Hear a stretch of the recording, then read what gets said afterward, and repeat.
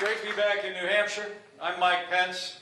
I'm from Indiana, and I'm running for President of the United States of America. Thank you all for coming out this afternoon. I couldn't think of a better place to reflect on the future of our country and the future of the Republican Party than here in the first in the nation state of New Hampshire. And I appreciate you all making time, particularly the students who I hope are not skipping class to be here with us. I stand before you today as a Republican candidate for President of the United States because I believe this country is in a lot of trouble. Joe Biden has weakened America at home and abroad. And I believe that all of us with the ability and the experience to bring about change have a responsibility to try. We also have an obligation to speak plainly about the challenges our nation is facing. We need new leadership in the White House. And I believe we need new leadership in the Republican Party. But now more than ever, I believe we must forge that new leadership in the Republican Party, grounded on the conservative principles that have defined our movement for more than 50 years. The truth is, we've come to a Republican time for choosing. You know, I've always believed in the greatness of America, and I will never apologize for believing that our best days are ahead. And having faith in our nation and in our people doesn't mean turning a blind eye to the challenges that American families are facing. That disastrous withdrawal from Afghanistan has emboldened the enemies of freedom around the world. Now war rages in Eastern Europe, and China continues its military provocations in the Asia Pacific. Runaway government spending has triggered the worst inflation in 40 years. Mortgages at a 22-year high. 2 out of 3 American families are living paycheck to paycheck. The Biden administration's war on energy has driven up the cost of living for every American family. Gasoline prices are still 60% higher than they were the day we left office. And a flood of illegal immigration at our southern border, facilitated by the open border policies of the Biden administration, has created human suffering on both sides of the border. Avalanche of people and narcotics like fentanyl that are literally claiming lives every week here in New Hampshire and all across the nation. Our cities have descended into lawlessness. Our schools teach children to hate their own history. And even many of our public schools teach our kids that boys can become girls and girls can become boys. The President's promise to unite our people is all but abandoned. Under President Joe Biden, our streets are less safe. Our families are suffering. Our citizens are estranged. He looks us in the eye and tells us that none of it is true. He tells us that Bidenomics is working, but the American people know better. The truth is, the Biden agenda and Bidenomics have failed the American people, and they know it. People of this country see what their president won't, or perhaps can't, after 50 years in public office.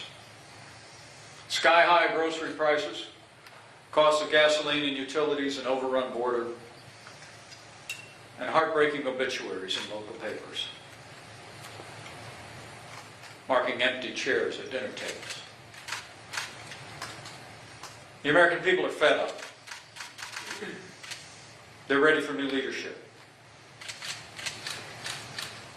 And the Republican Party must provide the American people with that new leadership in 2024.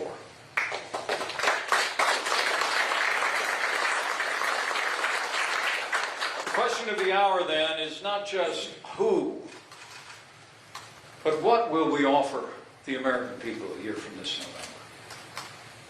So I came here to Saint Anselm College to simply say from my heart that Republican voters face a choice in this state and in every state around the nation as these primaries unfold. And I believe that choice will determine the fate of our party and the course of our nation for years to come. So today I ask my fellow Republicans this.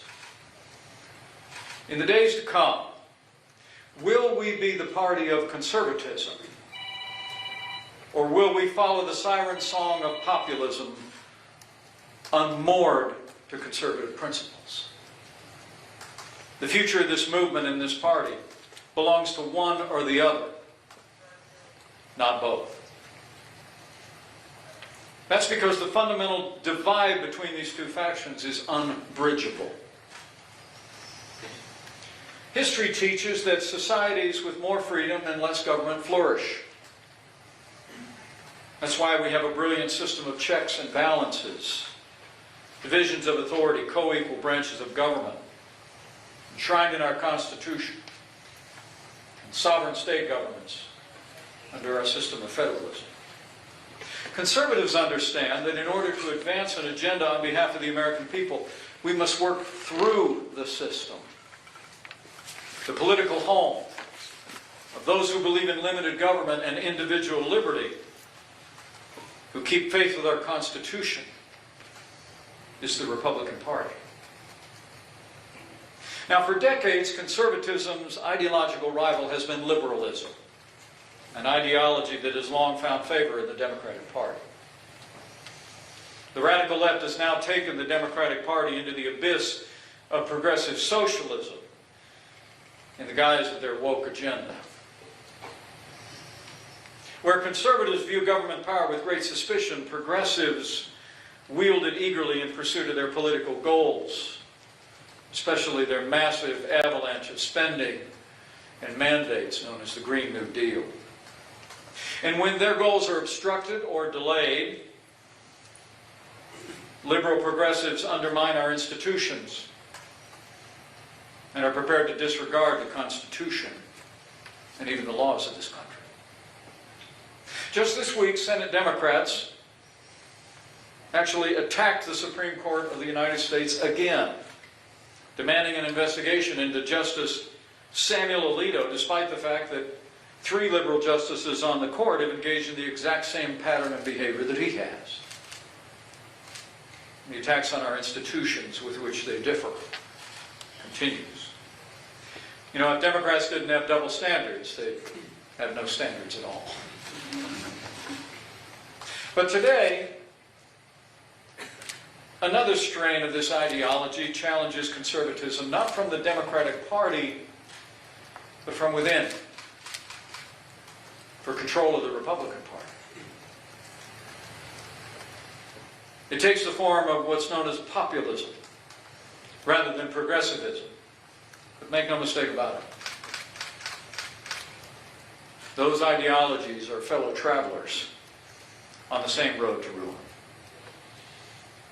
Now, populist movements have long been a part of the fabric of American politics.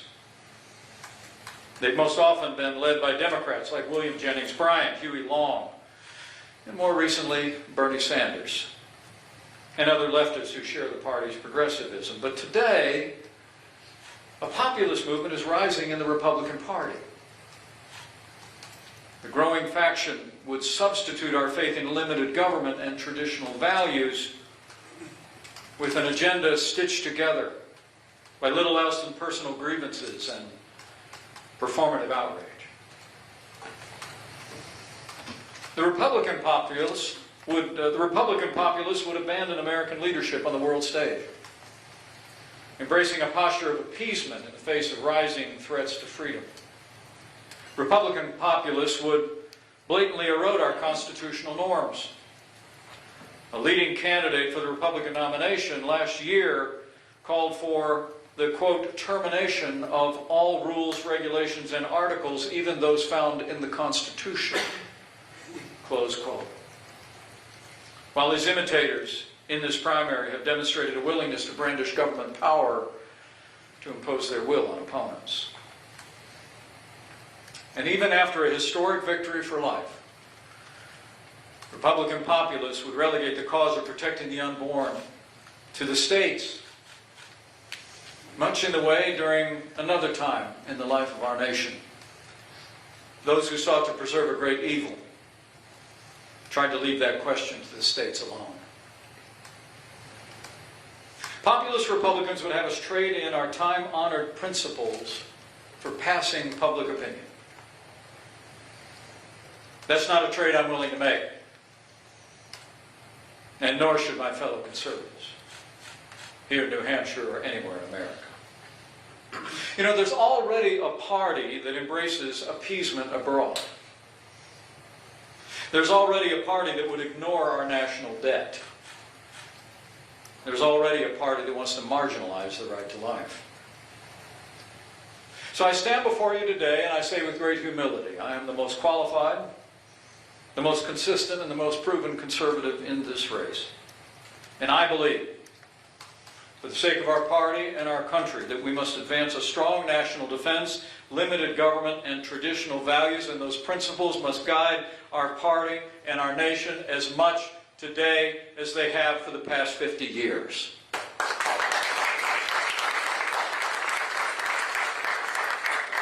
Should the new populism of the right seize and guide our party, the Republican Party we've long known will cease to exist, and the fate of American freedom would be in doubt. Look, I understand the frustration that's led to populist movements on the left and the right. Government institutions have failed us, and broken our trust, and evaded accountability over and over. Globalization, a rising knowledge economy, increasing automation have created an incredible income and inequality of opportunity among Americans. Entire regions of the country, including places back home in Indiana, have been left behind, while no part of America has been spared the deadly epidemic of addiction in this country. And too often Americans who hold traditional views of family and faith are mocked in our popular culture, or even by their leaders for how they worship, how they live, how they make a living. Raising concerns about unchecked illegal immigration is often deemed racist. A reluctance to redefine gender or use the appropriate pronouns, according to some, is supposedly evidence of hatred in one's heart and intolerance. You know, I've stood on the streets of once prosperous Midwestern towns in my home state, where entire factories were shuttered when jobs were shipped overseas. I've sat in town halls next to grieving parents and across kitchen tables to hear about the extraordinary loss and suffering from opioid abuse and addiction. And in defense of religious liberty, I've been a target of the woke brigades myself. The populist wing of our party is right in its efforts to address these concerns, but their means of doing so are wrong. Rejecting free market principles, the principles of limited government, will not create new prosperity or revive suffering communities. Increasing economic freedom will bring America back. And using government edicts to cancel those we disagree with will not protect traditional values. Making our case to the American people and removing left-wing radicals from office will. You know, I believe that being conservative means standing your ground, holding true to your principles. Not just doing what's easy or what's popular at any given moment, or offering simple solutions to difficult challenges the American people are facing. The American people are facing serious challenges today. They require serious solutions and leadership fitted to the times. You know, with the exception of the former president, no other candidate in this race knows better or takes more pride in the accomplishments of the Trump-Pence administration than I do. I was there. Together we rebuilt our military. We revived our economy. We achieved energy independence for the first time in 75 years. We secured our border and gave the American people a new beginning for the right to life.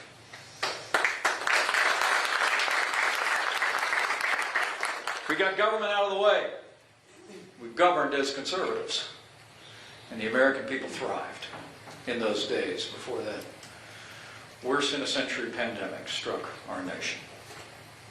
It's really no mystery why we accomplished these things. When Donald Trump ran for president in 2016, he promised to govern as a conservative. And together we did. But it's important for Republicans to know that he and his imitators in this Republican primary make no such promise today. It seems like they forget that we succeeded because of a conservative agenda, not in spite of it. I mean, the truth is, Donald Trump, along with his imitators, often sound like an echo of the progressives they seek to replace, and a choice for the American people. For instance, they argue that we can only end our crises at home by abandoning our allies abroad. Like progressives, Republican populists insist government should dictate how private businesses operate. And in fact, the governor of Florida still justifies using the power of the state to punish a corporation for taking a political stand that he disagreed with. And one of the president's populist protégés actually advocated a 59% inheritance tax in his book, Nation of Victims, last year, saying that Americans should not become wealthy, quote, just by having rich parents. That's liberal redistributionist thinking, not conservatism. And maybe worst of all, Republican populists deny the coming debt crisis facing our children and grandchildren. Today we have a national debt the size of our nation's economy for the first time since World War II. And just this week, the Biden administration confirmed that the deficit this year will double from $1 trillion to $2 trillion, almost overnight. Now, the biggest drivers of government spending now and in the future are New Deal and Great Society programs, entitlements, Social Security and Medicare. But on that debt crisis, President Joe Biden's policy is insolvency. He won't even talk about common sense and compassionate reforms to the entitlements that threaten the very vitality of the economy that these young people will inherit. And frankly, Donald Trump's position on entitlement reform is identical to Joe Biden's.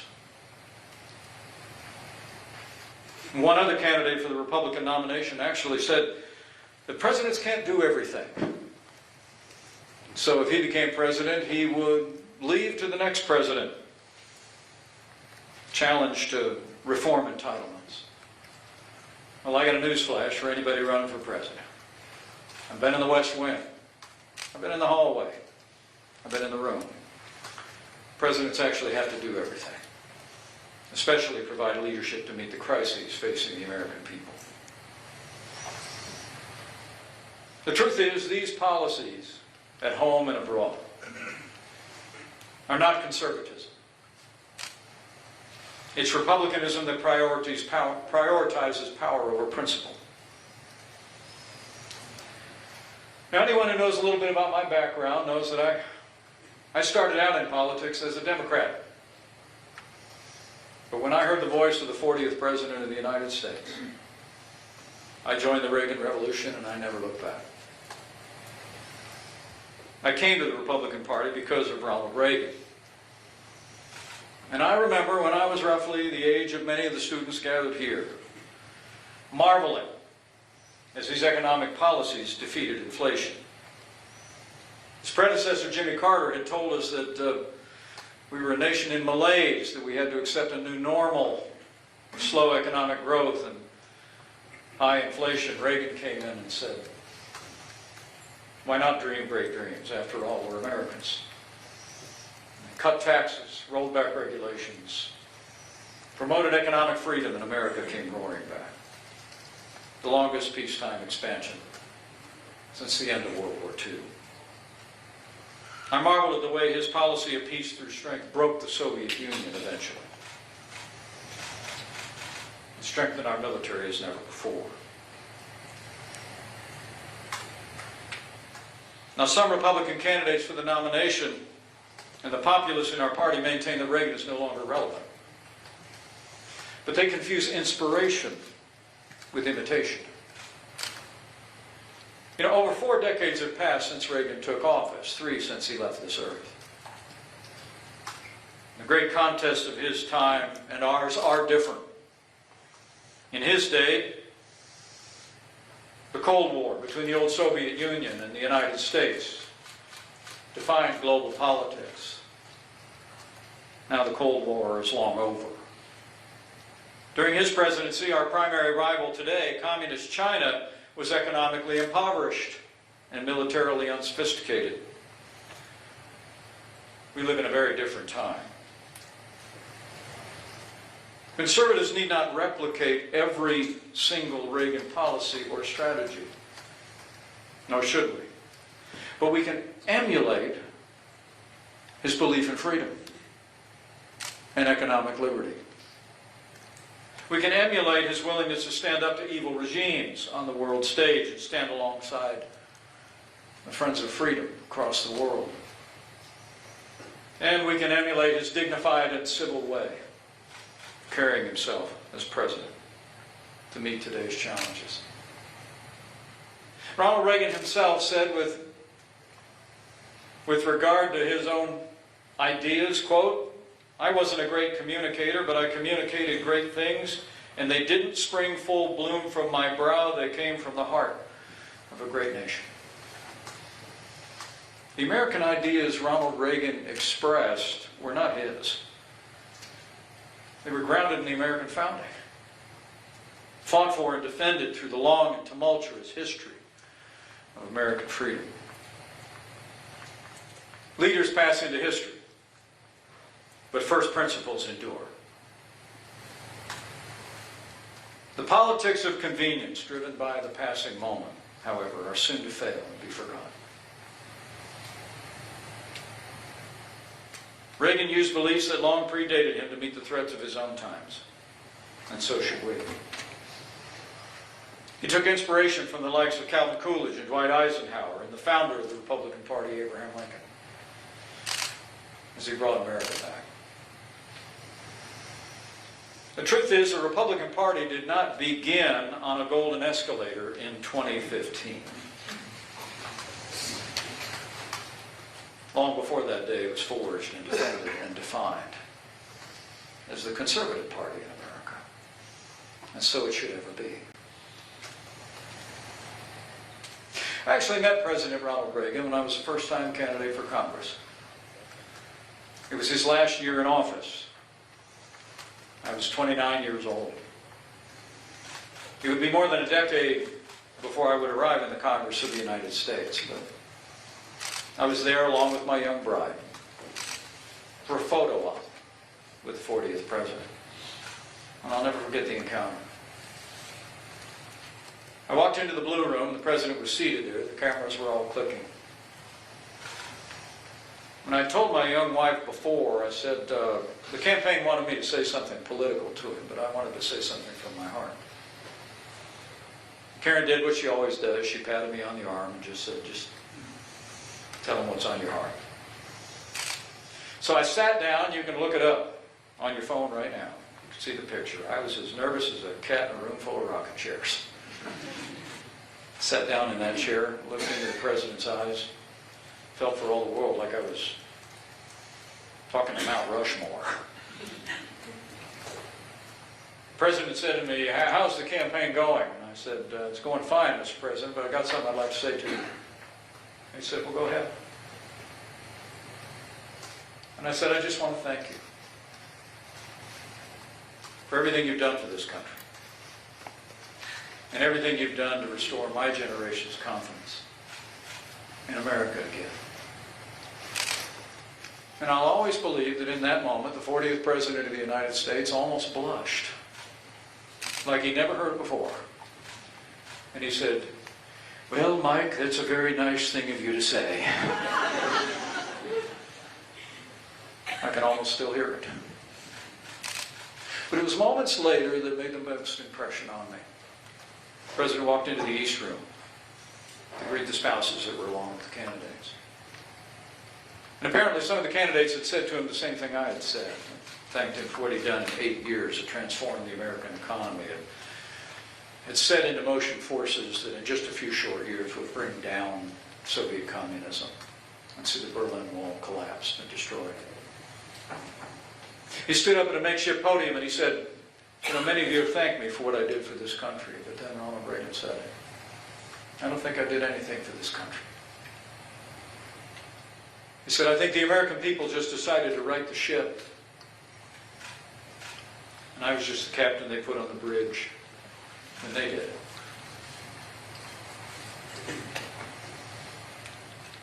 Ronald Reagan believed in the American people. And so do I. I believe that more than anything else at the heart of our party and our movement. Conservatives believe in the American people. We believe in economic freedom and limited government. We trust the American people to guide the course of their own lives. We trust them to know best how to teach their children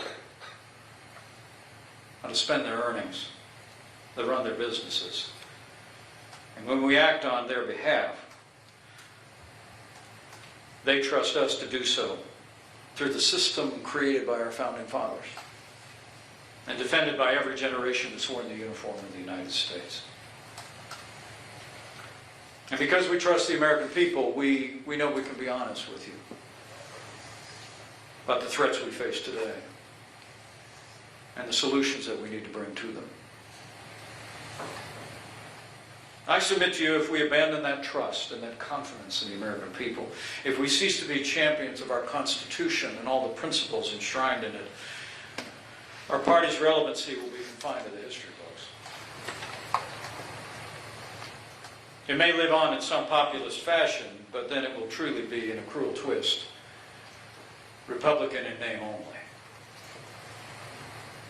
For the sake of our party, for the sake of our country, we cannot allow this to happen. If we're to defeat Joe Biden and turn America around, the Republican Party must be the party of limited government, free enterprise, fiscal responsibility, and traditional moral values. And I'll be carrying that message across the Granite State and all across America in the days ahead. So with Labor Day behind us, the campaign for the Republican nomination in full swing, we've come to a Republican time for choosing. Will we embrace the traditional conservative agenda that's led our party and our nation to victory and prosperity now for more than half a century? Or will we choose to go down the path of populism and decline? In the book of Jeremiah, it reads, quote, "Stand at the crossroads and look. Ask for the ancient paths. Ask where the good way is. And walk in it. And you will find rest for your souls." Men and women of New Hampshire, I believe we stand at a crossroads. Not only in the life of our nation, but in the life of the Republican Party. But I have faith. I have faith that Republican voters will once again choose the good way. The way of conservative values and limited government that Americans have fought for and defended throughout our history. I believe we will remain the conservative party, but it falls to all of you in this first in the nation state to see to it. But I'm confident. If we renew our faith in our first principles, renew our faith in each other, and keep faith in the author and finisher of our faith and freedom, I know it will always be morning in America. We will restore our party. We will defeat Joe Biden. And we will bring America to greater heights than you could possibly imagine. So let the debate begin. over the future of the Republican Party and America. And to my fellow conservatives, let's get to work. Thank you all. God bless. And God bless America.